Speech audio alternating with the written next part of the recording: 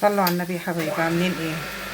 عندي بقى كده كيلو سجق، هقطعه كده وتعالى اوريكم هنعمله ازاي. بصوا بقى، كان عندي حتتين ليا كده هسيحهم عشان احمر فيهم اشوح كده السجق الاول. تمام. بصوا بقى، حطيت السجق كده هشوحه.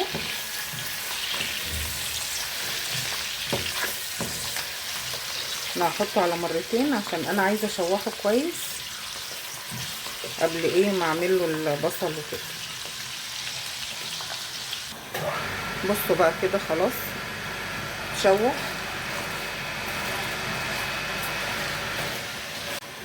اتشوح بقى كده خلاص، هشيله وابتدي بقى احط البصل.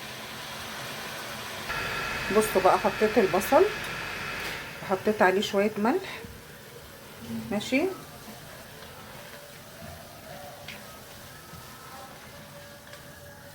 هيتشوح بس كده، يعني مش هحمره، هشوحه بس. بصوا بقى، البصلايه اتشوحت كده، بس انا نسيت تليفون كان فاصل وانا عماله اصور زي العبيط.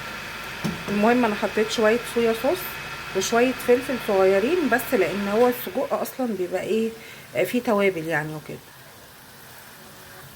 وبعدين حطيت بقى قطعت قوطه وفلفل على البصل وهقلب كده. بصوا بقى، هي اتسبكت كده، هحط عليها السجق واوريكم.